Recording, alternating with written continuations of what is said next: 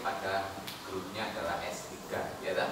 Ya, kemarin saya ingatkan kembali punya grup S3, punya subgrup isinya ini identitas dan ya. Nah, kemarin kita menghitung berapa banyaknya koset yang berbeda. Ya, banyaknya koset yang berbeda 3. Nah, dari 3 koset itu berapa anggota masing-masing? 2. Ya toh? Termasuk sendiri ya. Ada 3 koset berbeda, masing-masing anggotanya 2. Dan masing-masing koset itu anggotanya 2 sama dengan anggotanya H. Ya. Karena H sendiri juga merupakan salah satu koset. Ya. Nah, terus order dari grupnya berapa? Kan kita perlu hubungan bahwa banyaknya koset yang berbeda yaitu 3 dikalikan order subgroup yaitu 2 sama dengan order grup. Ya. Itu sebenarnya mau kita generalisasi ya, kita perlu. Jadi kita kemarin memperoleh 3 itu banyaknya koset yang berbeda. Kemudian order subgroupnya 2, order grupnya 6. Berarti kita perlu hubungan 3 kali 2 sama dengan 6 ya. Jadi banyaknya koset berbeda dikalikan order subgroup sama dengan order group. Itu sudah teorema akar ya. Nah, itu dari contoh. Sekarang akan kita buktikan bahwa itu berlaku secara umum ya. Nah, contoh itu sumber inspirasi ya. Sumber inspirasi. Jadi nanti pada teorema Lagrange secara umum nanti akan berlaku seperti itu. Banyaknya koset yang berbeda dikalikan order subgroup akan sama dengan order group ya. Tuh. Jadi versi penulisannya ya bebas saja dari hubungan itu ya. Jadi kan pertama bisa kita baca karena banyaknya koset misalnya K gitu ya. K dikalikan order H sama dengan order G. Artinya apa di situ? Order H membagi order G ya. Jadi yang pertama kita bisa mengatakan bahwa ini order H membagi order G. Yang kedua, nah banyaknya koset ya, karena banyaknya koset berbeda dikalikan order H sama dengan order G. Berarti banyaknya koset akan sama dengan order G dibagi order H ya. Itu versi berikutnya gitu ya. Berarti intinya kita harus menunjukkan bahwa banyaknya koset dikalikan order subgroup sama dengan order group. Nah, itulah inti dari teorema Lagrange. Nah, sekarang bagaimana buktinya? Yang pertama kita lihat bahwa masing-masing koset itu adalah himpunan bagian dari G, gitu ya. Jadi kita punya ini satu, intinya kita mulai dari ini bahwa koset itu pasti subset dari G untuk semua A, I, B. Nah, kalau semua himpunan itu subset dari suatu himpunan, kalau digabung pasti tetap subset, ya. Jadi di sini kalau ini saya gabung semuanya, nah hanya bergerak pada seluruh G, akan tetap menjadi subset dari ini, ya. Ini satu.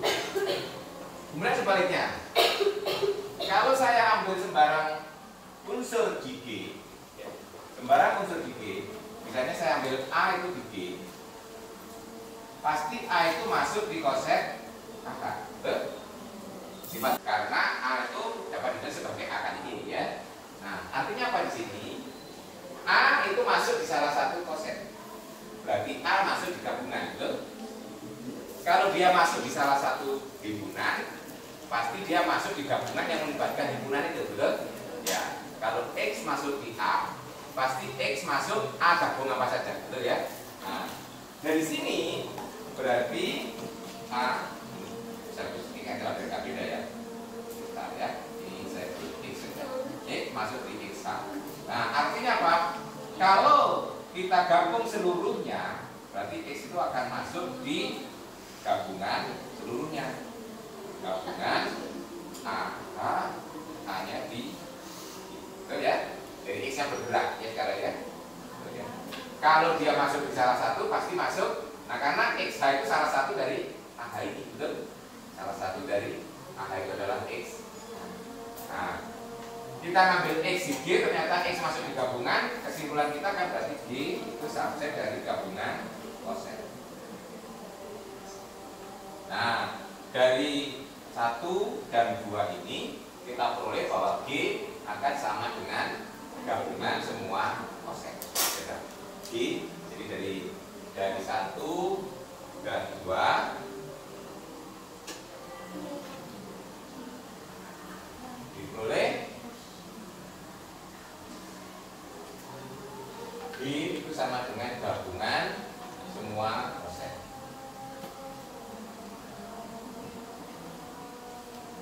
Tapi kalau kita lihat semua koset ini, kalau kita punya semua koset, berarti ini kalau kita lihat ini kalau kita gabung semua. Kalau kemarin kita berurusan dengan S3, berarti ini ada 6 yang kita gabungkan ya. Sebenarnya gabungan dari 6 itu cukup diwakili oleh yang 3 loh. Ya, kenapa? Ya loh? Ya, kenapa? Karena kalau kita punya sembarang 2 koset pasti berlaku salah satu sama atau disjoin. Jadi kalau kita punya 3 koset yang berbeda, 3 koset yang lain mesti sama dengan salah satu di antara 3 itu, betul? Jadi kalau kita gabung semuanya dengan gabung yang di 3 saja hasilnya sama, ya kan? Karena ingat kita punya sifat A digabung A itu sama dengan A sendiri kan? Ya. Jadi kalau ada 2 himpunan sama digabungkan A kan? Nah, jadi ada 6 himpunan padahal sepasang sama yang berbeda cuma 3. Ke-6-6-nya itu digabung akan tetap hasilnya sama dengan kalau 3 yang berbeda itu digabung, betul? Nah, jadi di sini ini nanti gabungan ini cukup bisa diwakili oleh koset-koset yang berbeda. Kenapa kita perlu memilih yang koset berbeda? Ingat, kalau koset berbeda pasti disjoin. Ingat, kalau kita mau menghitung banyaknya anggota dari himpunan-himpunan disjoin yang digabung, langsung kita jumlahkan saja kan? Karena tidak punya irisan. Ya, ingat A gabung B. Kalau kita cari anggotanya adalah anggota A ditambah anggota B tapi dikurangi anggota irisan. Jadi kalau disjoin anggota irisannya kan 0, betul ya? Kosong kan himpunannya. Nah berarti kalau 2 anggota itu disjoin, 2 himpunan disjoin, misalnya A dan B disjoin, maka banyaknya anggota A ataupun B sama dengan banyaknya anggota A ditambah banyaknya anggota B. Ya, betul ya? Nah berarti di sini kita cari koset-koset yang berbeda. Jadi misalkan A1H, A2H, seterusnya sampai AKH. Nah ini adalah semua koset-koset yang berbeda. Nah ini adalah semua koset yang berbeda. Nah ini jadi berbeda terus kita data semuanya. Ini kalau kita pakai ilustrasi hitungan S3 kemarin, berarti ini ada sebanyak 3 gitu ya. Ada 3 ya. Jadi kalau kita kemarin recalling hasil hitungan komplit kita ya. Nah, akibatnya dari sini apa? Jadi nanti G yang mula-mula ini gabungan dari seluruh koset cukup diwakili oleh gabungan dari koset-koset yang berbeda. Jadi ini akhirnya menjadi A1H digabung dengan A2H digabung sampai AK, gitu ya. Jadi yang mula-mula gabungan semuanya cukup diwakili oleh gabungan yang disjoin yang berbeda saja ya. Nah, karena ini semuanya disjoin, jadi ini keterangannya kan ini ya, keterangannya karena ini berbeda pasti mempunyai hubungan 2 koset. Kalau kita iriskan pasti kosong, betul ya kalau berbeda ya. Nah, akibatnya dari sini apa? Banyaknya anggota G akan sama dengan banyaknya anggota koset yang pertama ditambah banyaknya anggota koset kedua ditambah dan seterusnya sampai banyaknya anggota koset yang gitu ya. Kenapa? tulisannya kosong kan? Karena misalnya kosong, berarti cukup ditambah masing-masing. Terus ingat sifat yang lain lagi dari koset. Kalau kita punya dua koset, entah itu sama atau berbeda, banyaknya anggota sama. Betul ya? Nah, berarti di sini masing-masing koset ini A1H banyaknya anggota sama dengan A2H sama dengan sampai AKH dan sama dengan koset yang dibangun oleh identitas, betul ya? Sama dengan EK, betul ya? Berarti sama dengan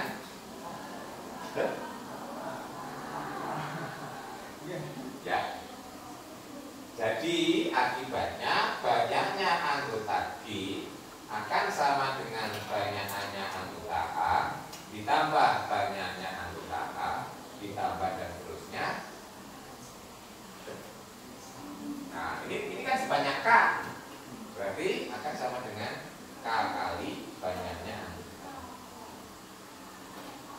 Jadi bukti terima selesai di sini ya. Jadi kita punya hubungan order G sama dengan K kali order H. Dari sini bisa kita simpulkan order H membagi order G, gitu ya. Jadi kesimpulannya dari sini kan order H membagi order G. Atau yang kedua, K, kesimpulan kedua ya, K akan sama dengan order G dibagi order H. K itu apa? Banyaknya koset, ya. Banyaknya koset yang berbeda. Banyaknya koset yang berbeda. Itu bukti teori Lagrange. Ya, nah, ini nanti banyaknya koset yang berbeda itu disebut indeks, ya, indeks subgroup ya. Nanti indeks subgroup itu menyatakan banyaknya koset, ya. Itu ada definisi sendiri nanti itu indeks ya ini. Nah, kalau kita punya G itu grup, H itu subgroup, indeks H di G dinotasikan nih ya. Itu adalah menyatakan banyaknya koset. Ya. Berarti K ini sebenarnya jadi indeks itu ya. K. Nah, itu nanti yang disimboli dengan ini G dibagi H. Itu berarti kalau ada simbol ini berarti menyatakan banyaknya koset yang berbeda. Berarti bisa kita peroleh kalau grupnya hingga itu grup G order G dibagi order G.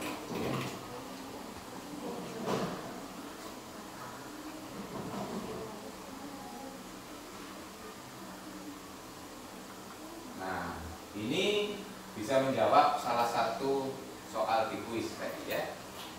Jadi kan kita itu penggunaan teori Lagrange ya. Tadi ada subgroup A, K, dan G ya.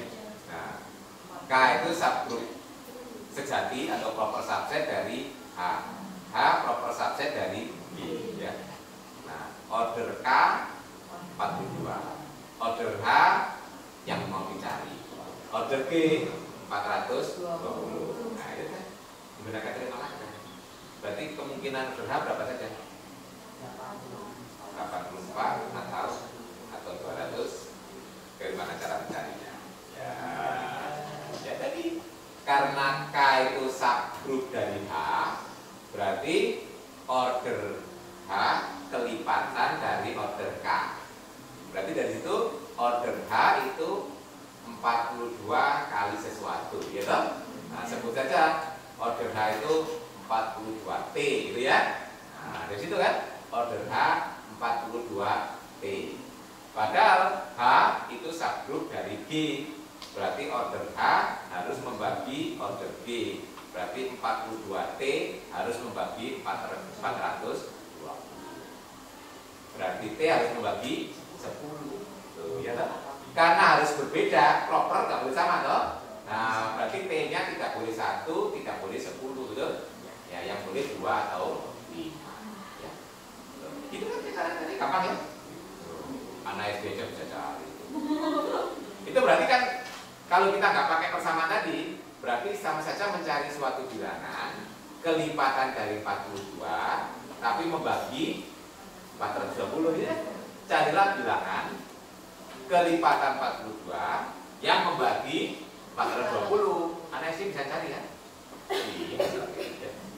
Cuma kita tadi lebih sistematis ya digunakan sama. Jadi anak SD bisa nebak itu jawabannya ya. Itu contoh soal yang menggunakan teori Lagrange. Jadi itu tadi hanya dua kemungkinan ordernya ya. Ordernya 84 atau 200. Semuanya bisa jawab. Gampang ya. Kalau mengerti soal, mengerti teori Lagrange. Jadi mengerti teori Lagrange itu salah satunya bisa menggunakan ya. Tadi itu menggunakan teori Lagrange untuk menyelesaikan soal ya. Baik. Teorema Lagrange adalah salah satu contoh teorema yang cukup besar ya. Makanya nanti punya akibat ya.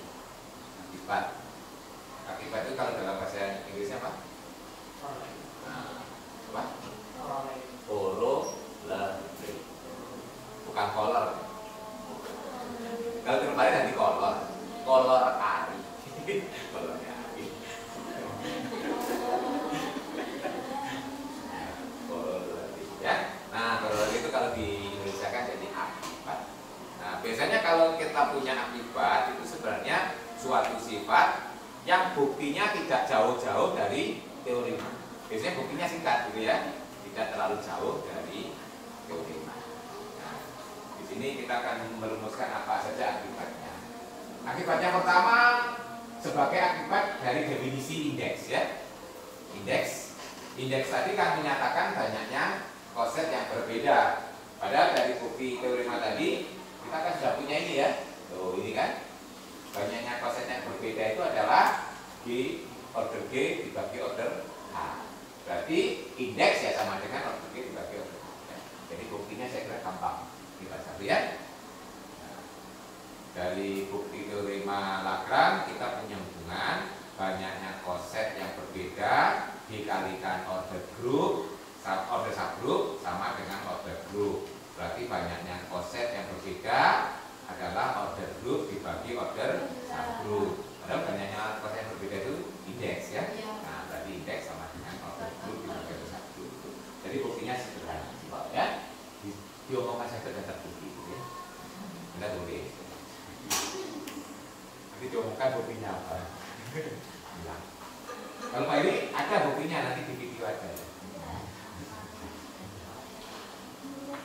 Oke, itu akibat pertama.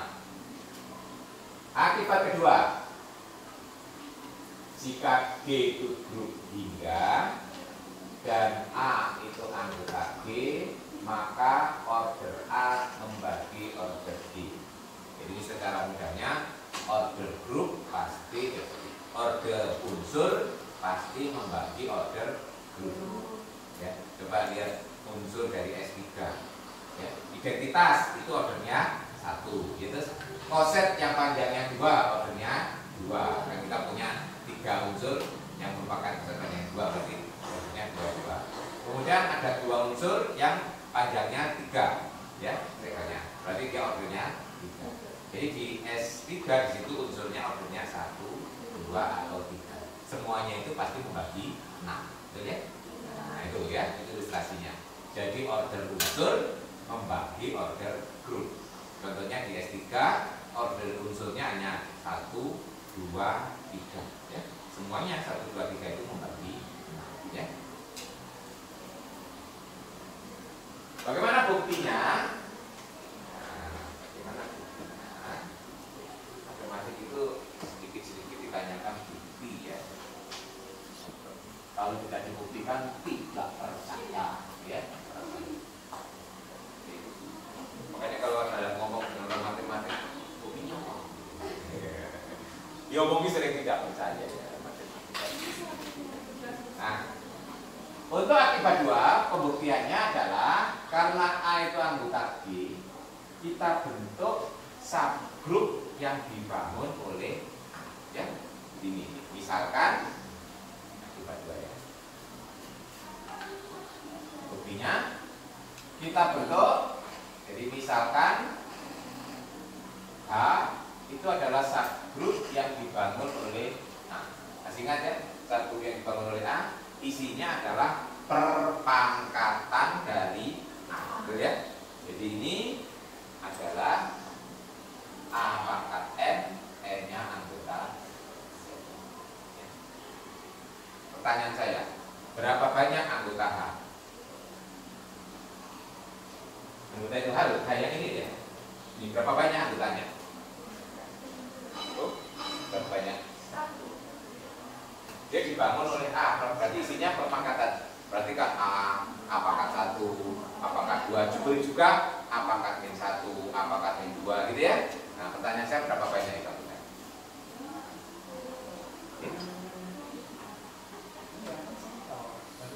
Ya balik lagi. Yang baliknya sebanyak berapa? Berulangnya? Sebanyak N itu berberas seluruh Z kok. Nah, sebanyak ordernya A. Nah, karena kalau sudah pangkat order A kan kembali ke identitas. Iya. Berarti kan A pangkat 2, A pangkat 3 semuanya itu berbeda. Terus sampai A pangkat ordernya A itu berarti identitas. Setelah itu A pangkat order A ditambah 1 kembali ke A lagi kan? Iya. Nah, jadi nanti ini anggotanya sebanyak ordernya A. Jadi kalau kita list anggotanya A kuadrat dan seterusnya, nanti A pangkat order A itu sama dengan E, betul? Ya. Setelah itu kembali ke A lagi kan? Demikian juga kalau negatif, ya kan nanti mundur. Juga nanti, tapi mundurnya di sini A pangkat 0 dulu, A pangkat 0 identitas, gitu. Berarti nanti A pangkat order N 1 dan seterusnya nanti akan kembali ke A, gitu ya. Nah, ini isinya cuma ini, betul? Nah, ini adalah sebanyak order A, betul ya? Ya, mulai 1 sampai order A. Nah, jadi dengan demikian order H sama dengan order A, betul? Nah, ya, order 1 sama dengan order penyusunnya atau pembangunnya, betul ya? Nah, oke. Kemudian digunakan teori Lagrange. Karena ini subgroup, berarti order H membagi order G, betul ya? Nah, jadi order H menurut teori Lagrange, order H membagi order G. Padahal order H sama dengan order A, betul ya? Seperti ini. Oke, gitu ya. Jadi triknya di situ, katanya triknya malah ganti. Triknya katanya biasanya menghafalkan trik. Triknya membentuk subgroup yang dibangun oleh A, ya. Itu berarti akibat 2. Ya. Akibat 2.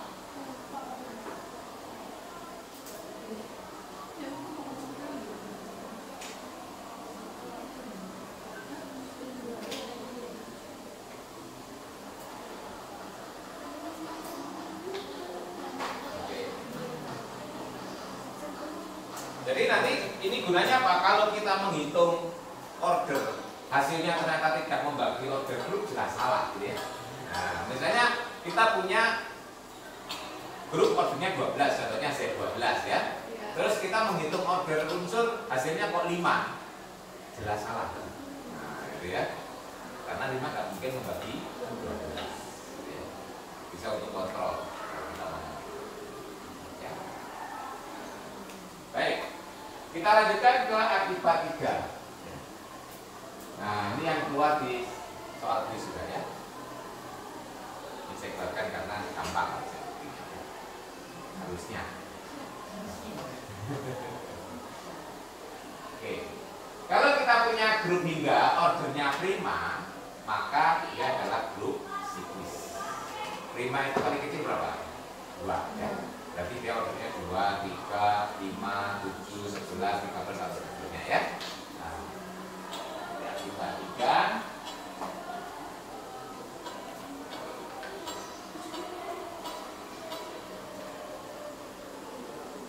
Nah, order G itu sama dengan P. Nah, P-nya adalah 5. Nah, yang akan ditunjukkan G itu adalah merupakan grup siklis. Kalau karena ordernya prima, anggotanya G tidak mungkin hanya identitas saja, mesti punya anggota lain selain identitas. prima minimal 2 toh. Nah, berarti pasti dia punya anggota selain identitas. Makanya kita bisa pilih. Ini salah satu anggota dari G yang bukan identitas ya. Pilih misalnya A anggota G tapi A bukan identitas. Mesti ada ya. Karena order G-nya adalah 5. Itu paling kecil 2 ya.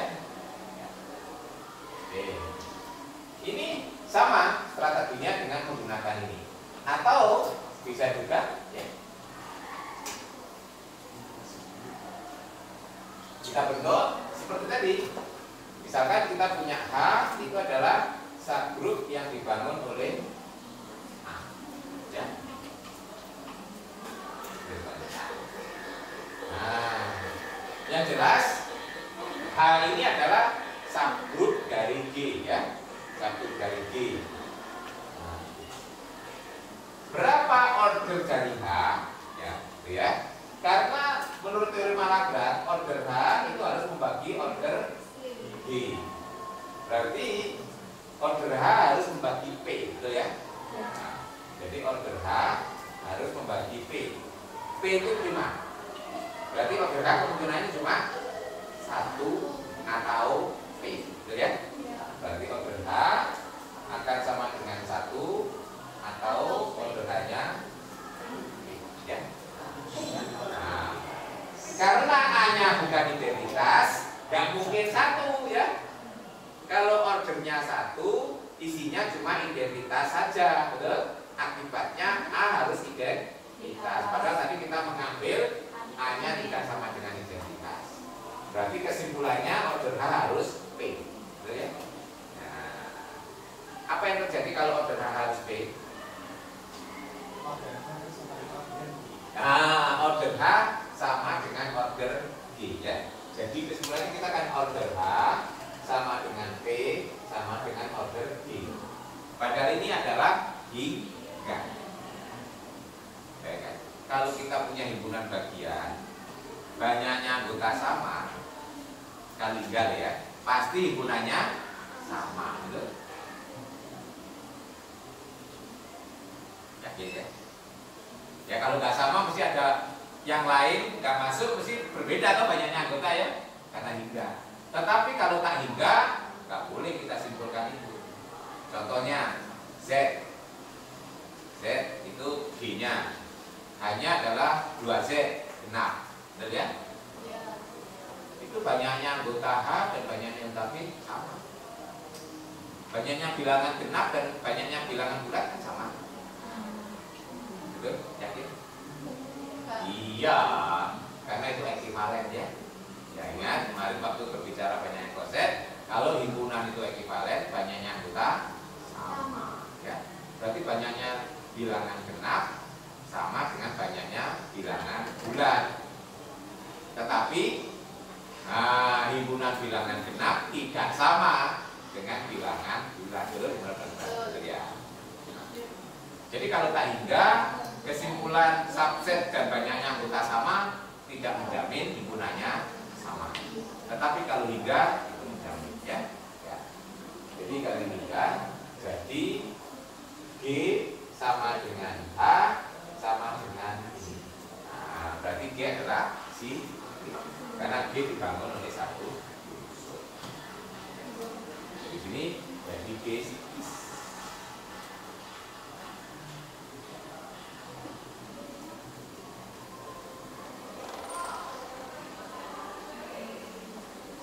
Pertanyaan selanjutnya itu kan, adakah grup yang ordernya bukan prima tapi siklis? Ya siklis ya? Ya Pak. Ini berarti ini hanya implikasi loh ya. Jika ordernya prima maka siklis. Kalau siklis belum tentu ordernya prima. Ya, contohnya Z4 itu siklis loh. Ordernya 4 gak prima. Zn kalau N-nya tidak prima itu tetap siklis kan? Ya karena dibangun oleh satu. Tapi masih ada membangun yang lain ya selain satu, yaitu yang relatif prima dengan N ya. Ingat Zn itu adalah siklis ya. Jadi kalau kita ambil N-nya tidak prima kan merupakan contohnya tadi ya. Banyak ya.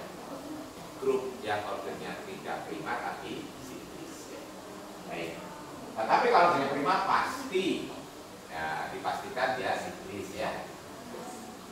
Jadi kalau menurut bukti ini apa pembangunnya? Ya pokoknya semua unsur yang bukan identitas pasti pembangun, gitu ya.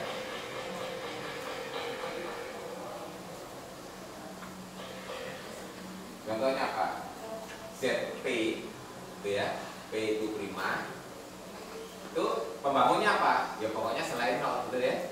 Ya, kalau kita menurut bukti ini, misalnya Z7, berarti 1, 2, 3, 4, 5, sampai 6 akan jadi pembangunnya.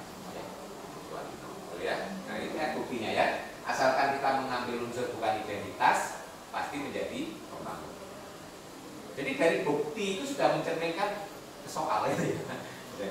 Jadi kalau kita punya grup siklis ya, grup dengan order prima, pembangunnya apa?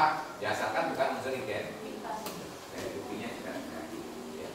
Itu kalau kita membaca bukti itu dari sudah muncul ini gitu. Baik ya. Berarti kalau kita punya ZP itu 1, 2, 3 sampai P-1 itu adalah pembangunnya. Ya. Baik, kita lanjutkan. Akibat keempat. Akibat keempat. Ini. Kalau kita punya unsur 3, A dipangkatkan order B pasti hasilnya identitas. Sebagai contoh kalau kita punya S3, unsur di S3 itu kalau dipangkatkan 6 pasti hasilnya identitas. Semua unsur di S3 kalau dipangkatkan 6 pasti hasilnya identitas. Nanti kita gunakan ini. Bagaimana membuktikan akibat 4? Kita bisa menggunakan akibat 2. Ya, kita bukti akibat 4.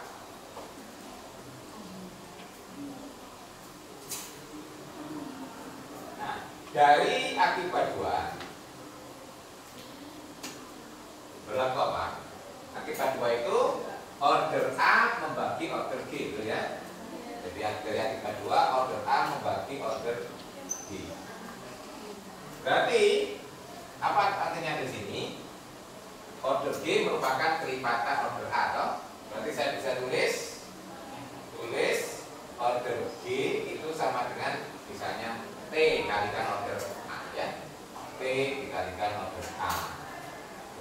Untuk suatu sebenarnya T itu anggota Z plus ya.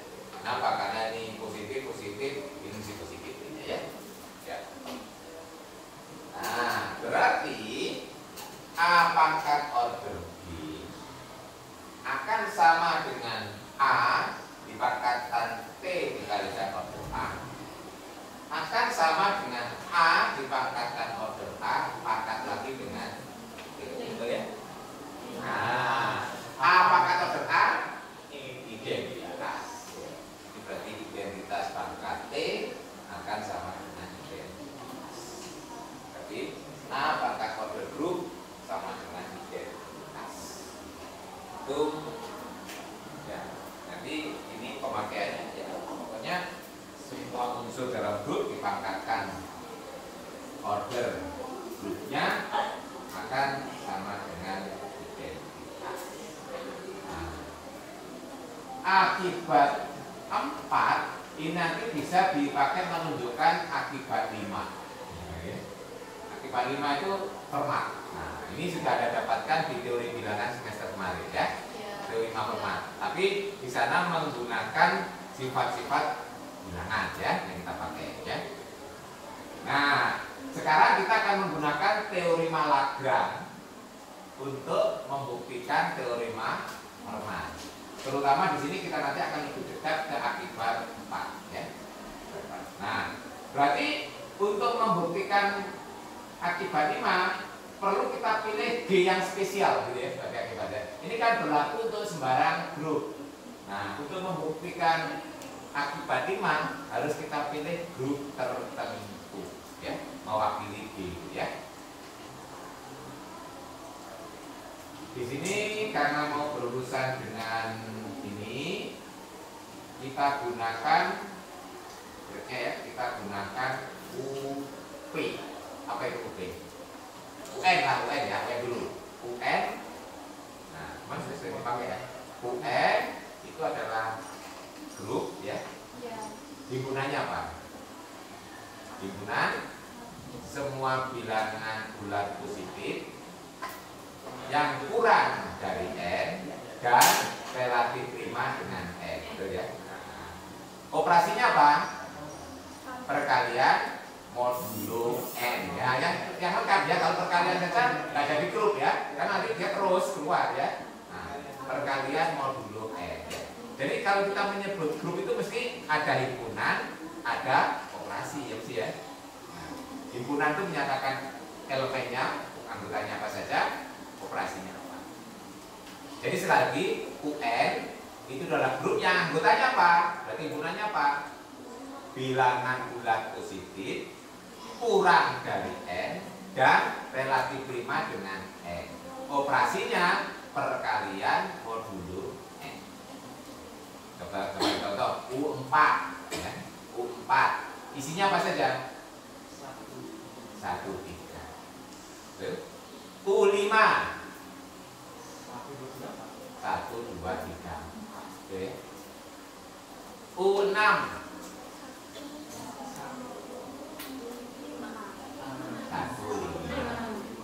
U7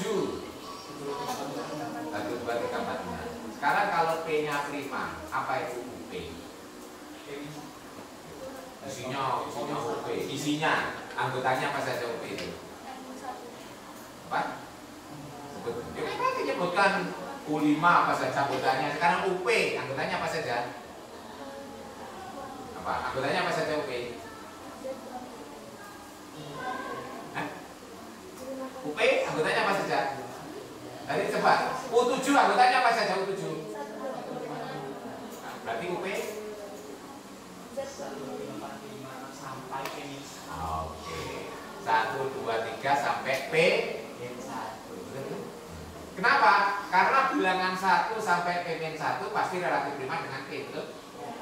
Kenapa? Nah, kita punya sifat yang menarik berkaitan dengan bilangan prima ya. Bilangan prima kalau ketemu dengan bilangan bulat apa saja pasti berlaku salah satu, membagi atau relatif prima. Padahal P kalau ketemu bilangan 1 sampai P-1 nggak mungkin membagi kan? Berarti kesimpulannya pasti relatif prima. Gitu ya. Itu kalau kita ingin menjelaskan dengan argumentasi ya. Nah, jangan ditanya sendiri. Itu bukan argumentasi. Oke. Berarti di sini kita akan menggunakan akibat 4 dengan memakai G-nya UP. Ya, ya. Nah, itu. Jadi bukti akibat 5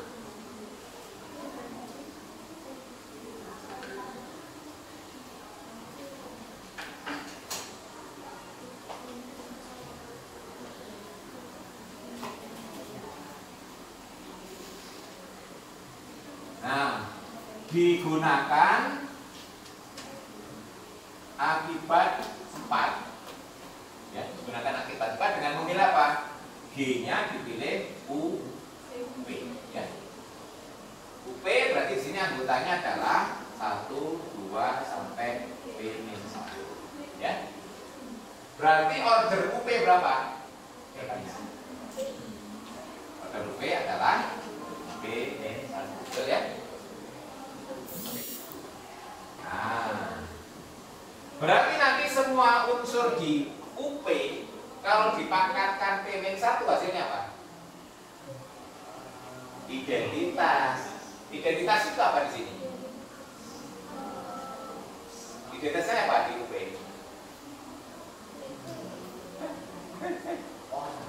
Identitas order. Tanya identitasnya apa di UP ini? Halo. Jangan-jangan identitas saja bingung ini ya. Oh, identitasnya 1. Betul? Identitas itu apa? Unsur lain. Aduh, kalau ngajak memacet ya. Ini kok mikir wis waduh. Ya. Berarti di sini nanti semua unsur di UP kalau dipangkatkan P-1 hasilnya pasti 1, betul ya? Tuh. Jadi, jadi kalau saya ambil X itu di UP, ya, X-nya itu di UP. Nah, berarti X dipangkatkan P-1, ya. Itu pasti hasilnya 1, ya. Tapi karena ini pakai modulus, simbolnya bukan sama dengan saya nulisnya dalam pakai kongruen, gitu ya. Nah, 1 mod, karena perkaliannya modulo P, betul ya? Nah, biasanya itu. Tuh. Betul ya? Sampai sini. Oke, paham dulu. Ini ya, betul, ini menggunakan akibat 4, betul ya? Nah, akibat 4 itu unsur di grup dipangkatkan order grup, hasilnya identitas. Loh. Unsur di UP dipangkatkan order P, hasilnya identitas. Identitasnya apa? 1. Tapi karena perkaliannya modulo P, saya tidak boleh sama dengan, tapi tulis kongruen ya kalau itu modulo. Ya. Oke, sampai situ dulu. Nah, sekarang kita ambil A itu sembarang bilangan bulat, ya toh? Jadi sekarang kalau A, sekarang kita punya A itu sembarang bilangan bulat.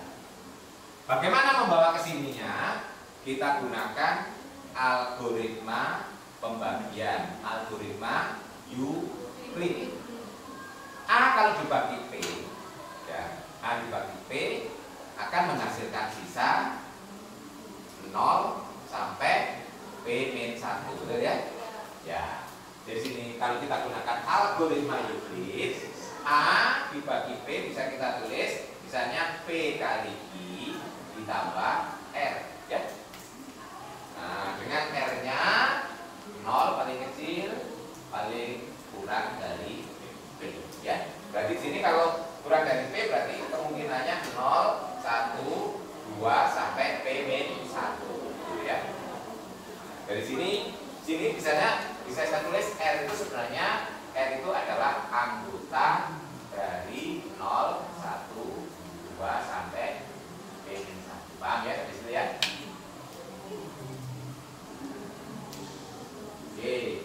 Nah, sekarang kalau kita lihat ini, kalau kita mau menerapkan UP isinya cuma 1 sampai P-1. Nah, pada saat R sama dengan 0 nggak bisa kita gunakan argumentasi ini ya. Nah, berarti untuk R sama dengan 0 harus kita buktikan secara tersendiri, ya.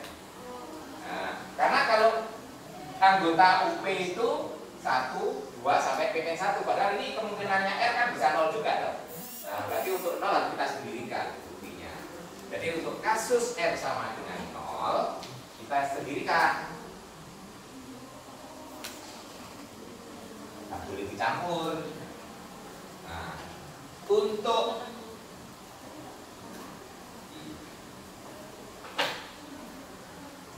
R sama dengan 0, untuk R sama dengan 0 kita peroleh apa? Kalau R sama dengan 0 berarti dari sini ini kan apa? Kalau kita baca ini ya, A akan kongruen dengan R modulo P, betul? Ya.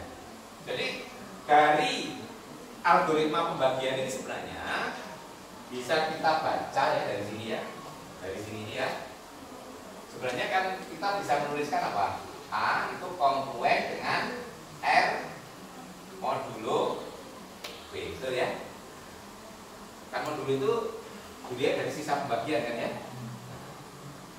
Nah, untuk R sama dengan 0 berarti A itu kongruen dengan 0 modulo B, betul ya? Berarti yang ini langsung bisa kita hitung. A pangkat P akan kongruen dengan 0 pangkat P, kongruen dengan 0, kongruen dengan A sendiri mod B. Bukti selesai ya. Berarti A pangkat P kongruen dengan A. Oke, itu R sama dengan 0. Untuk R tidak sama dengan 0, nah sekarang kita pandang R itu anggota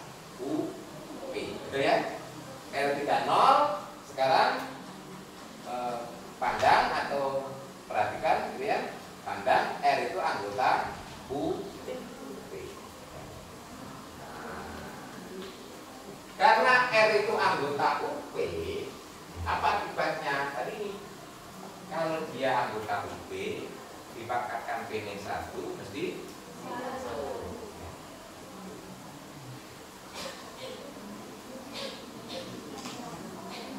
berarti dari situ kita peroleh R dipangkatkan P-1 ya, akan kongruen dengan 1 modulo.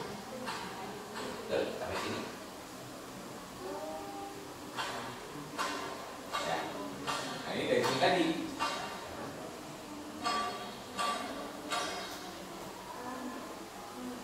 Atau karena R sendiri kongruen dengan A, berarti ini A pangkat P-1. Ya. Berarti A pangkat P nanti kalikan nah, jadi A pangkat P akan kongruen dengan A ya. Selesai. Baik. Nah, ini contoh bahwa konsep di dalam matematika itu bisa saling terkait ya. Itu namanya koneksi ya. Koneksi antar konsep. Nah, konsep grup dikaitkan dengan konsep teori bilangan toh. Di awal-awal kita pakai konsep modulo sebagai contoh dari grup ya toh. Nah, sekarang setelah ketemu hasil dari grup, ternyata bisa juga dikembalikan ke teori bilangan untuk membuktikan salah satu teorema yang ada di grup. Ini menunjukkan bahwa antar konsep dalam matematika itu bisa terkait. Ya, nah, ya. Makanya harus berkomunikasi gitu ya. Di dalam matematika kalau Anda belajar harus bisa mengkoneksikan. Nanti kalau Anda jadi guru juga harus begitu ya. Jadi belajar topik-topik di sekolah itu harus saling dihubungkan. Jangan sendiri gitu. Seolah-olah belajar banyak tapi nggak ada kaitannya, itu nggak bermakna katanya. Nah, belajar tanpa makna. Jadi belajar yang bagus itu ada koneksi ya. Koneksi itu bagian dari pemahaman. Pemahaman itu di dalamnya ada koneksi. Bukan koneksi dalam arti KKN. KKN itu apa? Kolusi nepotis. Dulu kan sering ya penyakit KKN. Oke, baik. Itu adalah 5 akibat dari teorema Lagrange, termasuk salah satunya teorema Fermat yang ada di teori bilangan. Ya. Itu bisa dibuktikan dengan akibat teorema Lagrange. Jadi ini powerful ya teorema Lagrange. Nanti masih banyak lagi mungkin akibat-akibat yang lain. Jadi intinya di sini kemungkinan order subgroup itu pasti pembagi dari order group. Nah, tapi kalau ini hanya searah loh teorema Lagrange ya. Tapi kalau ada bilangan itu pembagi dari order group, belum tentu ada subgroup yang berorder bilangan itu, betul ya? Jadi kalau kita punya subgroup, maka ordernya harus pembagi order group. Tapi contohnya kalau kita punya grup ordernya 24. Misalnya kita punya 8 membagi 24, apakah mesti ada subgroup ordernya 8? Jadi tergantung isinya apa gitu ya. Nah, jaminan terhadap ada tidaknya seperti itu nanti adalah converse dari teorema Lagrange. Itu yang disebut salah satunya adalah teorema Sylow. Nah, Sylow ya. SYLOW. Sylow. Sylow bukan ulang. Nah, ada yang menulis tentang Sylow?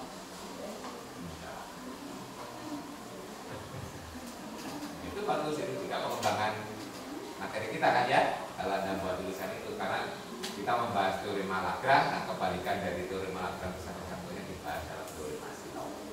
Cuma nggak masuk mata kuliah, bahan mata kuliah kita itu biasanya kalau di S1 masuk pada mata kuliah pilihan teori grup. Itu di S1 non pendidikan aja pilihan, apalagi Anda nggak direkomendasi gitu. Pengantar gelanggang aja juga pilihan ya. Apalagi teori grup ya. Baik. Nah, mungkin teorema yang penting satu lagi, nanti akibat atau sifat-sifat yang lain itu tidak kita diskusikan secara khusus karena itu hanya pemakaian ya. Misalnya tentang untuk menghitung orbit itu adalah pemakaian khusus di grup permutasi ya. Nah itu untuk pemakaiannya boleh kalau Anda ingin membahas sebagai tugas silakan ya. Jadi teorema yang penting lagi satu lagi yang akan kita diskusikan di sini adalah bagaimana cara menghitung banyaknya unsur dari perkalian dua subgroup ya. Kemarin kan kalau proses kita kan mengalihkan subgroup dengan satu unsur. Nah sekarang kita punya dua subgroup, H itu subgroup, K itu subgroup, H kali K ya. Nah kalau perkalian dua himpunan itu berarti semua kemungkinan kita hitung gitu. Kalau banyaknya anggota H-nya itu 3, banyaknya anggota K itu 4, berarti nanti ada sebanyak 12 kemungkinan. Tapi apakah banyaknya anggota itu mesti 12?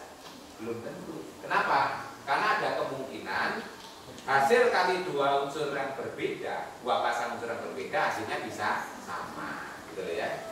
Contohnya kalau kita punya di Zn ya, contohnya di Z berapa? Z12 ya. 3 kali 4 ya. Jangan jumlah aja gampang ya. Karena Zn itu kan yang grup mesti tambah ya, kalau kali belum tentu ya. Bisa. Tapi kali itu kan bisa kita artikan sebagai tambah kalau kan yang tambah ya. Misalnya di Z12 ya. 4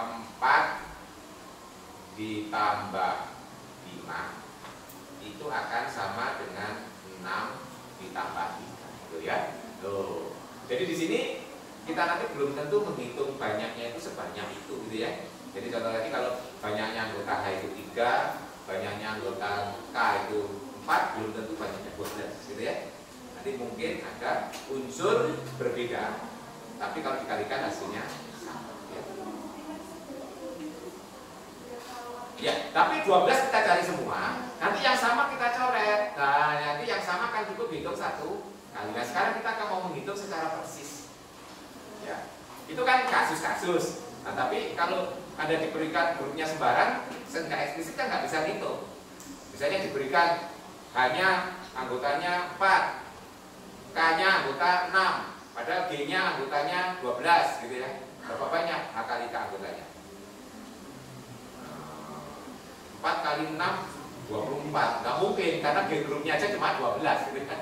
Nah, padahal 4 kali 6 sudah 20. Nah, itu impossible gitu kan ya. Nah, itu sekarang bagaimana menentukan banyaknya anggota persis gitu ya. Nah, secara umum itu penting ya. Nanti apa kaitannya? Jadi kalau menurut definisi ya, kalau saya punya H dan K itu subgroup dari G.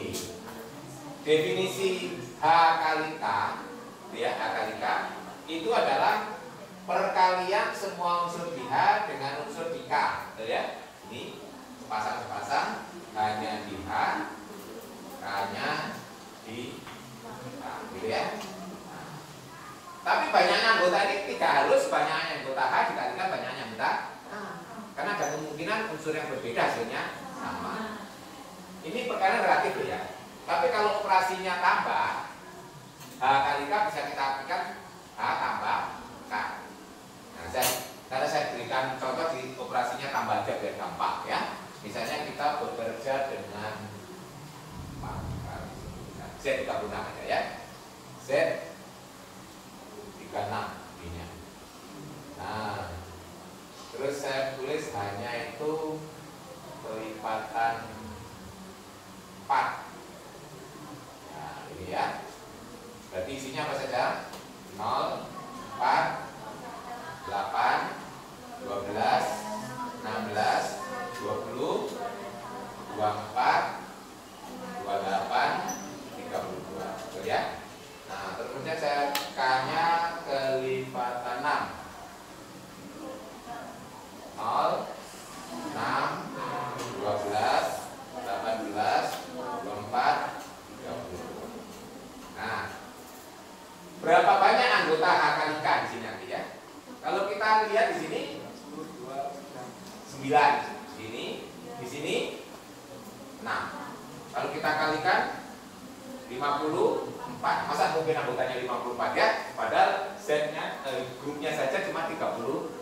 Berarti di sini nanti kalau kita kalikan sepasang-sepasang banyak unsur yang sama. Berapa banyak coba kita hitung ya? Ini konkret, contoh konkret, memberikan pengalaman konkret dulu sebelum menurunkan teoremanya.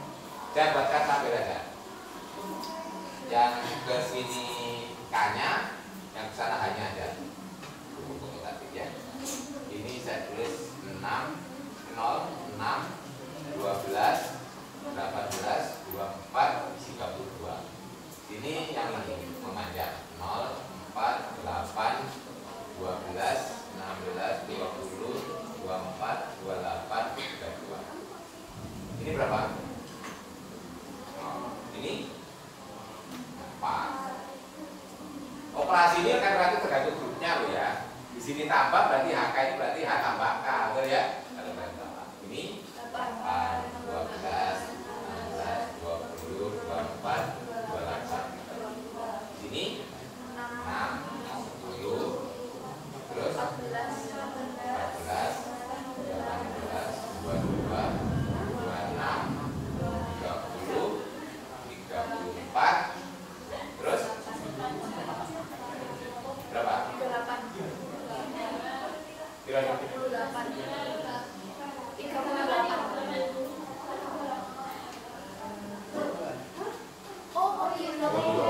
Modulo 30. Wow. Berarti dua kan? Ujoyo gitu. Gak ada di sini simbol 38 itu ya. Paling gede simbolnya 35, ya toh? Nah, ini tadi 12, 16, 20, 24, 28, 32, terus 0, 4, 8. Ya. Ini 18, 22, 26, 30, 34, 2, 6, 10, 14. Terus gue sih gitu gini.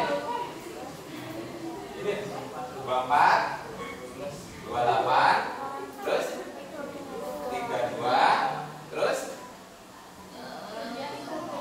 0, terus 4, terus 8, 12, 16, terus Pak, itu salah. Itu 30. gimana? Yang kiri. Yang kiri, Pak.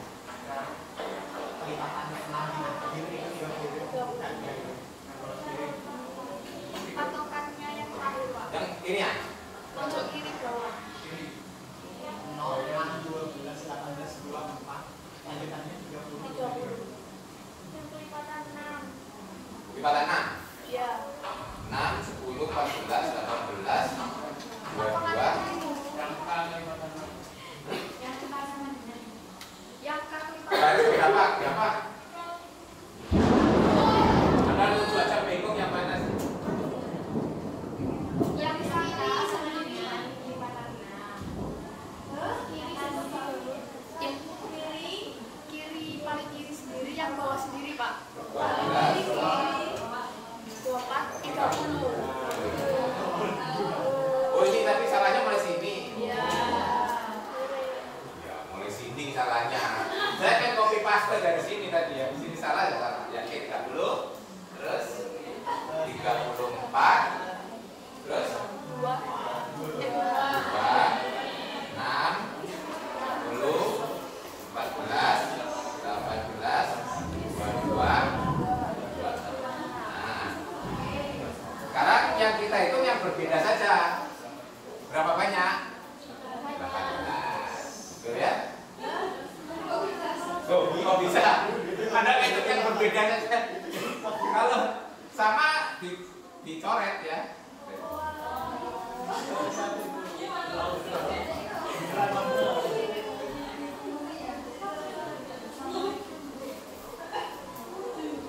Saya lebih mudah pakai ini. Ya saya.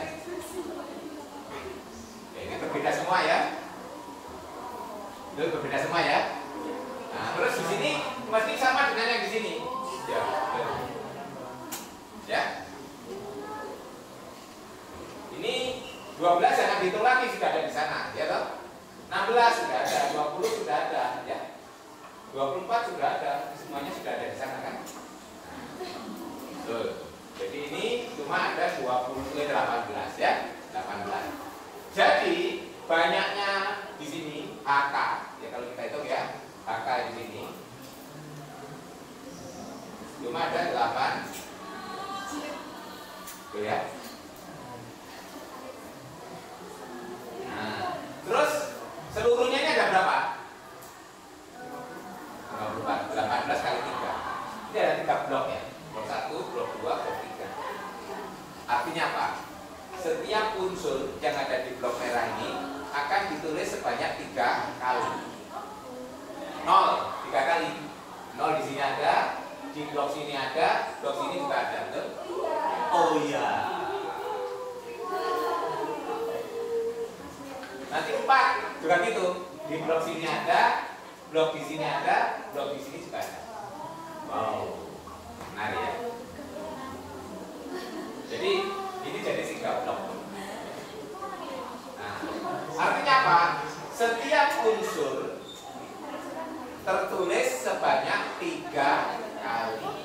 Nah sekarang 3 kali itu apa? 3 itu dari mana dapatnya? Sekarang coba lihat. A dan K di sini ya. 0, 12, terus Bisa.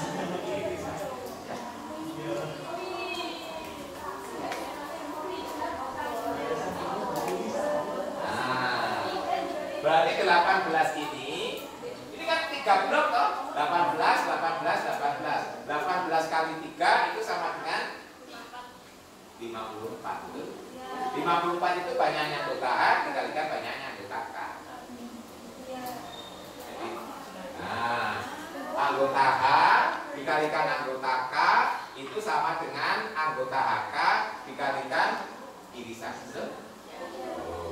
Ini H dikalikan K itu sama dengan anggota HK dikalikan anggota H irisan K. Betul? Hubungannya itu ya. Nah ini atau dengan kata lain, ya kalau kita kan mau menghitung ini ya, jadi banyaknya anggota HK itu akan sama dengan banyaknya anggota H, banyaknya anggota K dibagi. Nah gitu ya. Ini intuisi. Nah pertanyaannya, apakah ini berlaku secara umum? Gitu kan ya, dalam matematika kan gitu ya. Nah ini tadi intuisinya dari situ. Loh, ini lo belajar grup itu begitu ya. Jadi dilihat yang konkret, intuisi, generalize, buktikan. Gitu ya. Nah itu prosedur yang kita belajar. Seperti itu akan lebih mudah.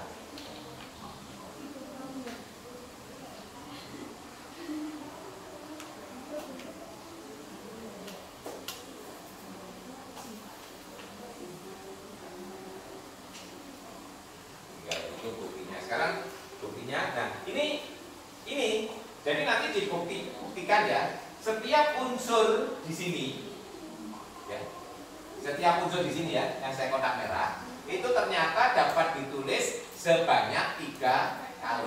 Masing-masing unsur ditulis sebanyak 3 kali. Nah, nanti berarti kalau ingin membuktikan secara umum, masing-masing unsur di HK itu kita buktikan tertulis sebanyak H iris K kali gitu ya. Nah, itu yang kita buktikan. Ya, gitu kan ini. Masing-masing unsur di HK akan tertulis sebanyak H iris K kali gitu ya. Berarti kalau kita mau menghitung banyaknya anggota saja, berarti hasil perkalian harus dibagi. Nah, gitu ya. Satu unsur ternyata bisa diperoleh sebanyak 3 kali kan gitu ya. Nah, jadi satu unsur di HK bisa kita dapatkan sebanyak H iris K kali. Itu yang kita buktikan ya. Nah, itu cara membuktikan secara ya. Nah, jadi buktinya itu kalau kita membuktikan teorema ini gitu ya. Ini teorema terakhir yang dari bahasan ini yang sangat bermanfaat untuk Ini kita belum berbicara apakah HK ini subgroup atau bukan ya, ini sebagai himpunan biasa ya. Nanti pada dasarnya HK-nya bisa subgroup, bisa bukan ya. Nah, nanti itu akan kita diskusikan pada topik berikutnya. Kapan HK itu menjadi subgroup gitu ya. Nah, di sini kita belum mempermasalahkan HK itu subgroup atau bukan ya. Hanya kita menghitung banyaknya HK. Nah, jadi tugas kita nah ini ya, menunjukkan bahwa setiap unsur di HK bisa dituliskan sekian kali, gitu kan ya? Setiap unsur di sini bisa dituliskan sekian kali, gitu ya? Gitu ya. Jadi kalau kita mengambil satu unsur, ternyata bisa diekspresikan, gitu ya, sebanyak sekian kali. Sekian kalinya itu ternyata adalah H-K. Nah, bagaimana cara membuktikan itu?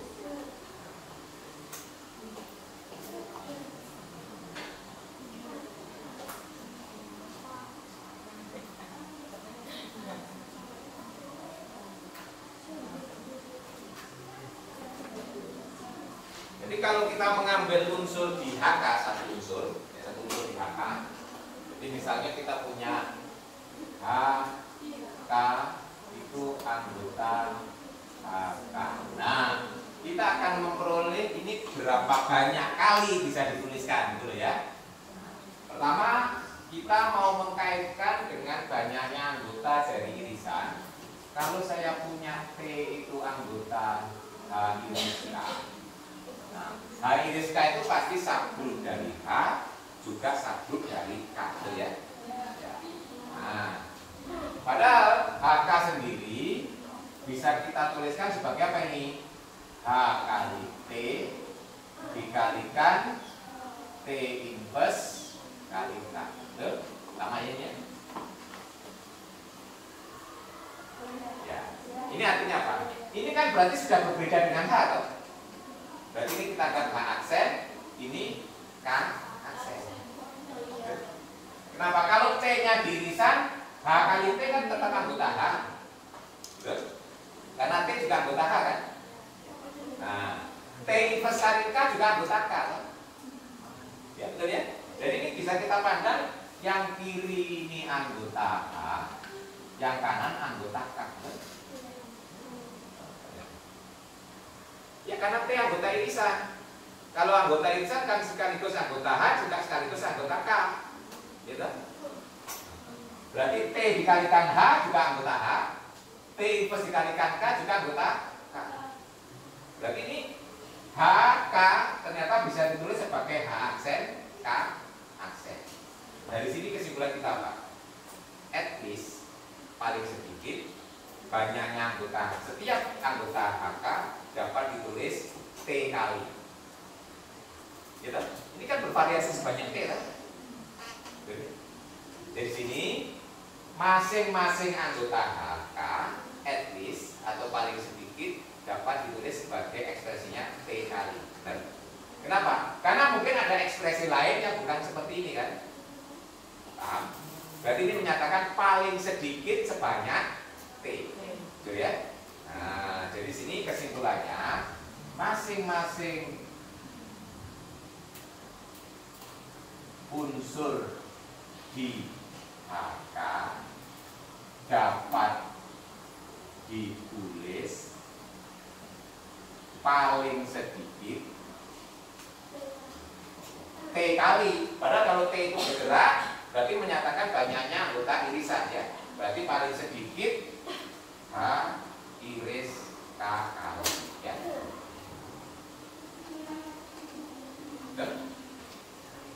Ya, karena itu bergerak sepanjang T kan. T itu berarti banyaknya anggota H iris. Baik. Itu paling sedikit. Berarti artinya apa? Banyaknya anggota H sekian kalinya itu ya kan? Nah sekarang sebaliknya. Ini kan paling sedikit. Kita akan supaya sama itu apa? Kedua membatasi paling banyak, betul ya? Nah sekarang ini paling sedikit. Sekarang kita cari batas paling banyaknya bagaimana? Nah sekarang kalau mengatasi paling banyak, andaikan atau misalkan kita punya ekspresi yang berbeda. Jadi misalkan kita sudah berangkat H kali K juga sama dengan H aksen, K aksen, gitu ya. Akibatnya apa dari sini? Berarti H inverse H aksen akan sama dengan apa?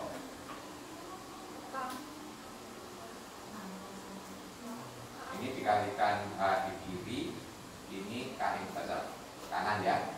Berarti K aksen inverse, betul?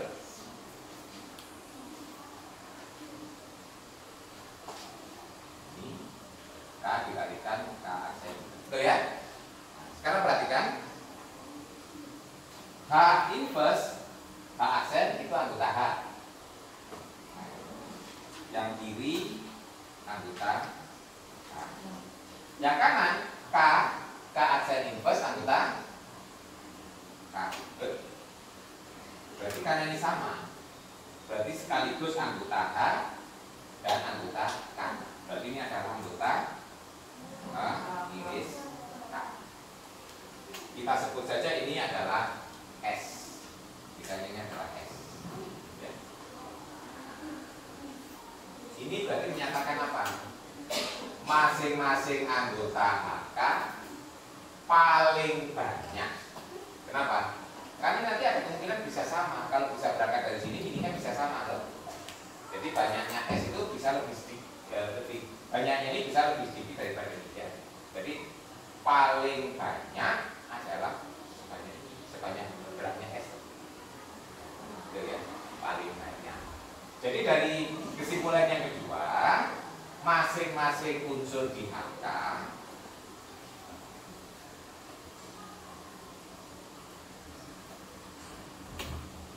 dapat ditulis paling banyak H iris K ya, ya. Kan kita berangkat dari ini terus ukur ini, ya toh.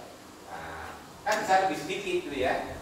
Kalau ini mungkin masih ada ekspresi yang lain. Nah, makanya paling sedikit sebanyak itu kan ya. Ini mengatakan paling sedikit sekian kali, ini mengatakan paling banyak sekian kali, kesimpulannya persis. Ya. Nah, dari dua kesimpulan ini, masing-masing unsur di HK tepat ya dapat ditulis tepat H iris K kali. Jadi masing-masing unsur dapat ditulis sekian kali. Jadi kalau kita mau menghitung persis, nggak boleh ada yang double. Berarti semuanya bisa itu. Nah, berarti dari sini kesimpulannya itu sudah diperoleh bahwa banyaknya anggota HK itu akan sama dengan unsur di H banyaknya berapa dikalikan unsur di K banyaknya berapa. Karena ini terhitungnya multiple dari irisan, berarti agar terhitung satu kali harus dibagi gitu ya, supaya terhitung satu. Ini kayaknya sih tadi ya, 0 itu terhitung 3 kali, 4 terhitung 3 kali ya dong. Berarti supaya terhitung satu kali, berarti banyaknya ini dikalikan banyaknya ini dibagi 3 gitu kan ya. Ya. Ini ilustrasinya ini. Baik, ini teorema ini biasanya dipakai untuk menghitung itu ya. Nanti kalau sudah ketemu bahwa HK itu subgroup, nanti berarti kita akan mengcounting berapa banyaknya anggota subgroup. Ini memang tidak berkaitan langsung dengan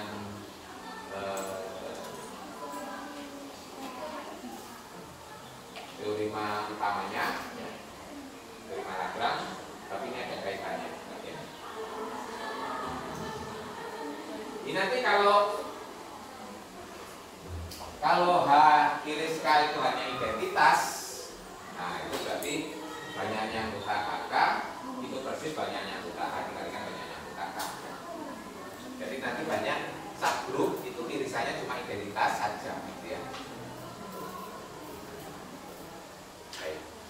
Ini teorema terakhir untuk ini. Untuk sifat dan teorema yang lain nanti silakan dibaca sendiri sebagai pengembangan.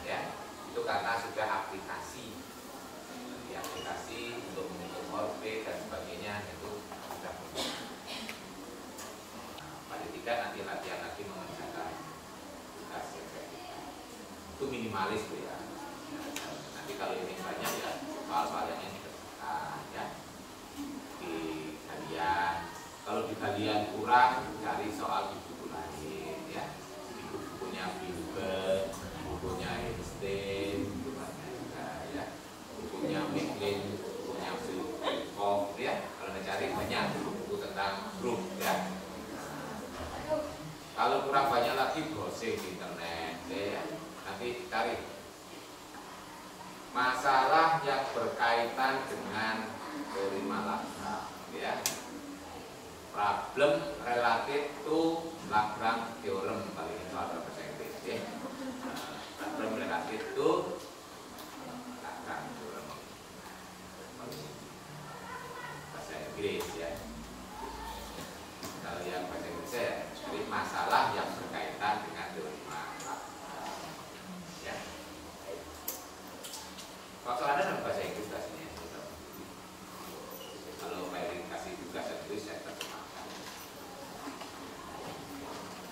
Karena nanti ada cari soal sendiri, terjemahkan sendiri.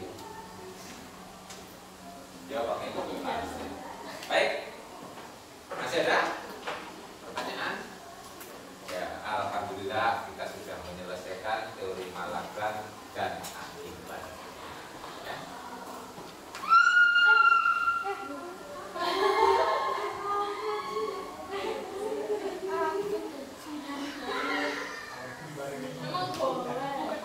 Pekan depan kita akan berbicara spesial subgroup ya. Jadi kalau kita lihat kemarin dari contoh-contoh kita, koset kiri belum tentu sama dengan koset kanan ya. Nah, nanti subgroup yang istimewa itu kalau semua koset kiri sama dengan koset kanan, berarti AA sama dengan AA ya. Nah, subgroup yang seperti itu nanti kita sebut subgroup normal ya. Normal ya. Karena kiri sama dengan kanan ya. Normal. Nanti banyak gunanya untuk subgroup, yaitu sebagai diskusi kita di pekan depan ya. Nanti ada kaitannya dengan pembentukan grup hasil ya, question group ya. Baik, silakan dibaca nanti biar bisa mengerjakan soal kuis ya. Kalau nggak baca sama sekali, tadi soalnya gampang-gampang, semuanya kalau nggak tahu ya. Nggak sesulit yang dibayangkan. Nggak sampai 50 menit tadi ya. 5 menit selesai ya. Iya, contohnya tadi mencari objek tadi kan gak.